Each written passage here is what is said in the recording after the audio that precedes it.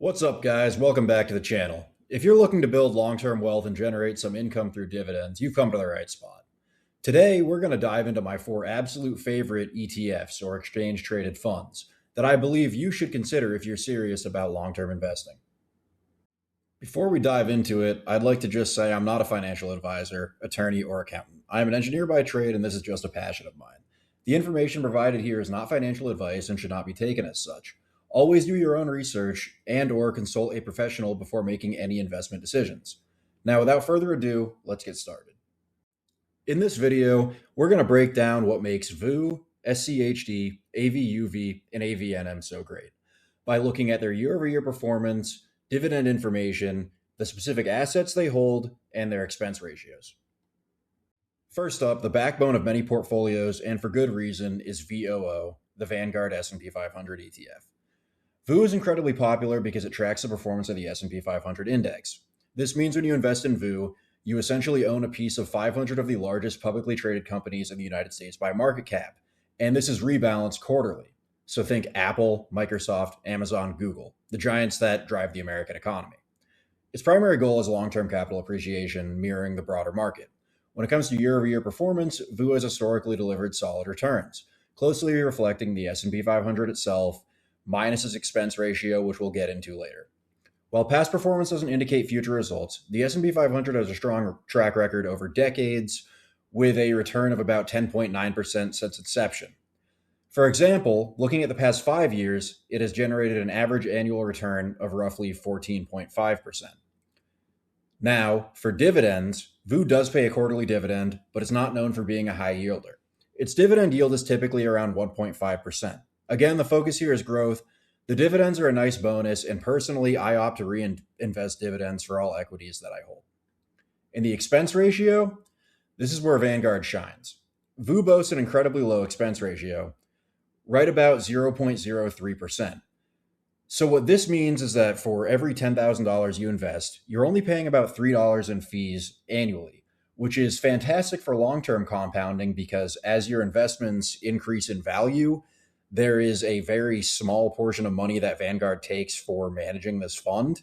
And what's important to note is that this expense ratio is taken from the dividend distributions that you get quarterly. So you won't actually notice money coming out of your account due to the expense ratio. It's just a very small amount that they remove from dividend payouts as basically the fee for managing this fund.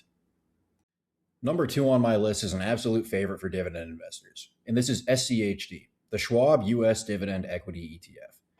SCHD is a fantastic ETF if you're looking for both income and growth.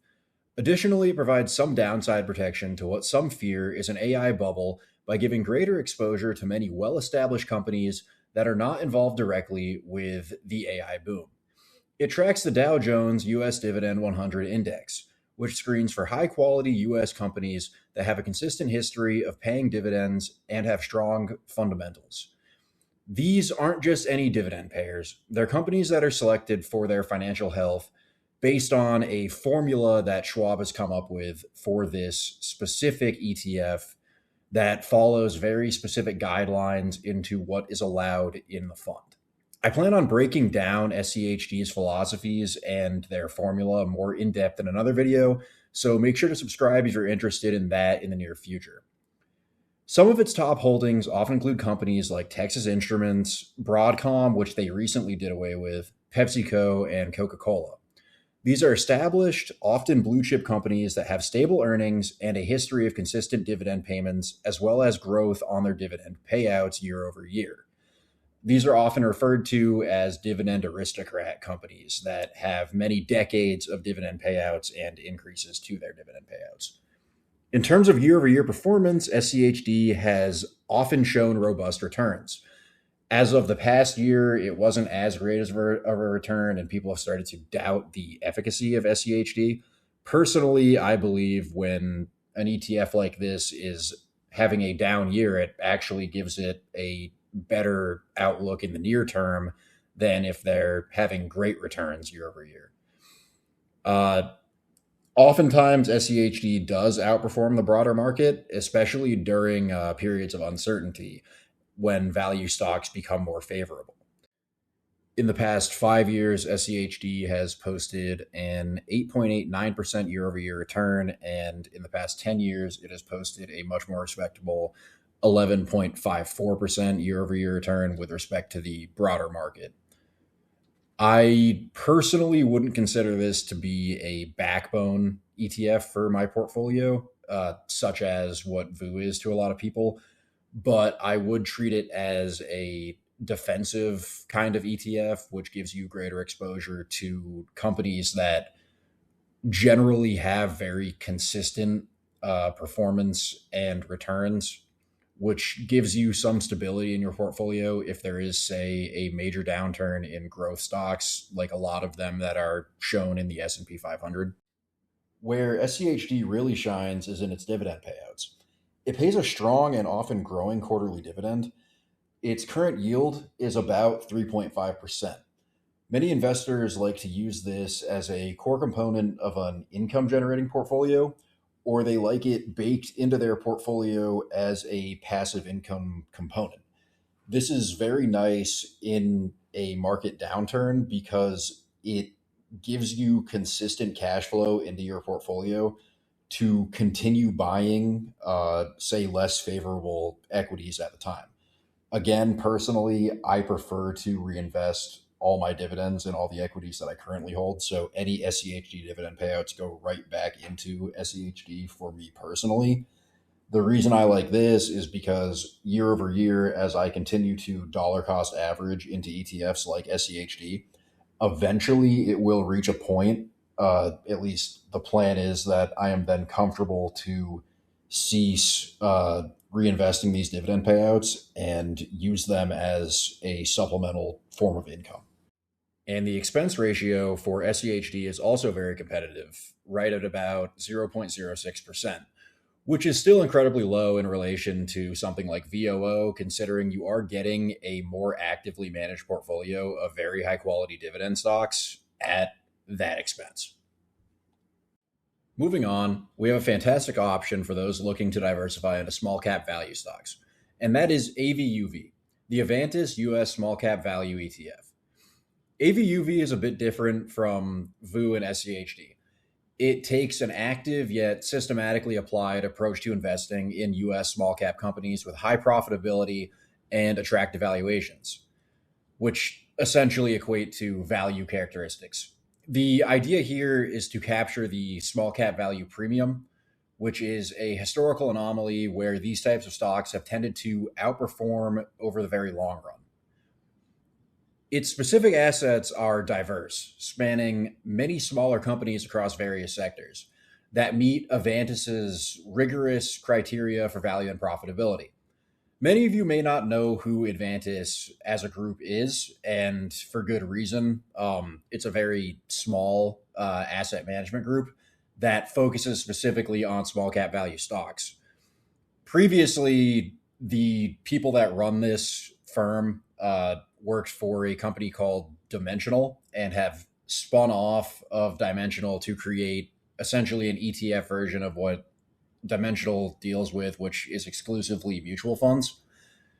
Dimensional gained a lot of popularity during the 2008 financial crisis because of their performance in the small cap value sector, while other sectors of the US markets were tanking.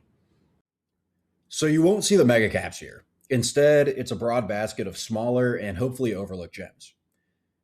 Year over year performance for small cap value can be much more volatile than large cap, but where Avantis really shines here is in their selectivity of small cap value stocks, unlike, for example, the Russell 2000 index, which is simply just a basket of as many small cap stocks that it has listed inside the index. So with Avantis, what you're really getting is the screening for profitability of these stocks. And this does result in a higher expense ratio, which we will get into, but it does hopefully provide you more stability than what the Russell 2000 index alone can give you. For example, over the last 5 years, where S&P 500 has done very well, AVUV has also had a return year over year of 14.31%, which rivals the S&P 500 right there. It is designed for long-term investors that are willing to ride out some market fluctuations, but it is hopefully going to provide more stability and better performance than a passively managed small cap value fund.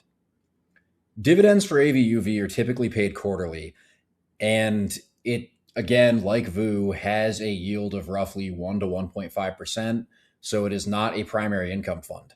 But the main draw here is capital appreciation, and if you're going to split your portfolio between multiple funds such as the S&P 500 and dividend funds, this gives you greater exposure to a completely separate sector of the US market that is not captured within funds like VOO and SCHD. The expense ratio for AVUV is significantly higher than the first two ETFs that I just discussed, which were SCHD and VOO. This is a reflection of its very actively managed and factor-based approach. As a result, its expense ratio is 0.25%. While significantly higher than the first two ETFs listed, you are essentially paying a premium for what is marketed as a sophisticated strategy with respect to small cap value stocks in the US market. This is still considered a very reasonable expense ratio, especially when you compare it to mutual funds, such as even Dimensional's mutual funds that you could buy. So for an actively managed fund, it is fairly reasonable. Personally, I'm willing to overlook the higher expense ratio because I do believe in Avantis' ability to outperform the Russell 2000 over time. Last but certainly not least on my list of favorite ETFs is AVNM. This is the Avantis All International Markets Equity ETF.